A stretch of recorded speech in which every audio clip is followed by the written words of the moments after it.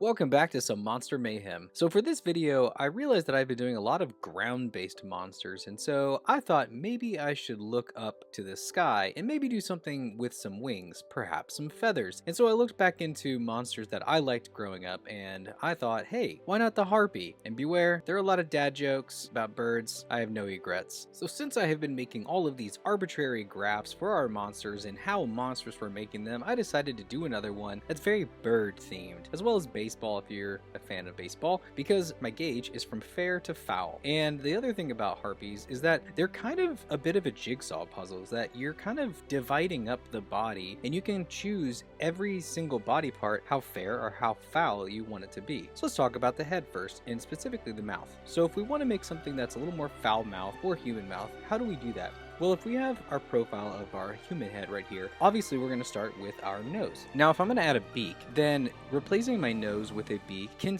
typically work, and that's getting a little more foul, but that really only works with a short beak.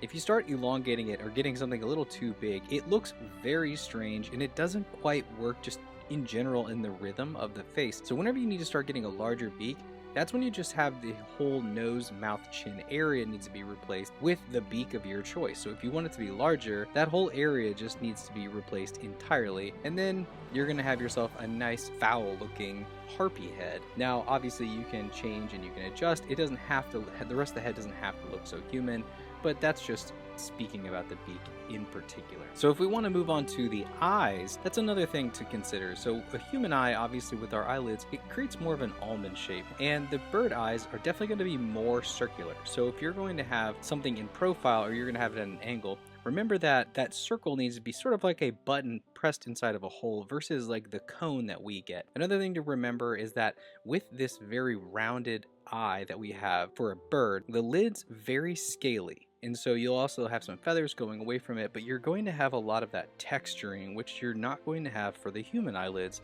Obviously, it's a lot smoother, and we have some eyelashes, but you're not really going to have those when it comes to if you want to make your bird's eye a little more fowly. So let's talk about the wings. So if we're going to separate up to the arms, let's start with our human arms. So this is on the fair scale. We have our normal arm. So I see a lot of times just having the simple feathers coming away from the arms, and I don't see anything wrong with that. But if you're going to do that, just remember where you're putting them. I always like to remember that they're going to go along the ulna, and they're going to go away from the extensor muscles on the back of the forearm, and they're going to also have their overlap. Now, if you want to get a little more foul with it, let's start elongating those proportions like a true bird's skeletal structure. And we also have to remember all of the layering in our feathers, that they don't just come from one point and they don't all just wrap to it like in one contour. They have lots of layers, lots of segments, and remember to draw them out in bulk. So draw them in a overall form, then start to chip into it and show the detail of each individual feather. And simplicity really does go a long way when drawing feathers. I know that we have a tendency as artists to want to hit every detail, but remember that a lot of times it's just the illusion of detail is going to help make things look more complicated than they really are. And now moving down to the legs.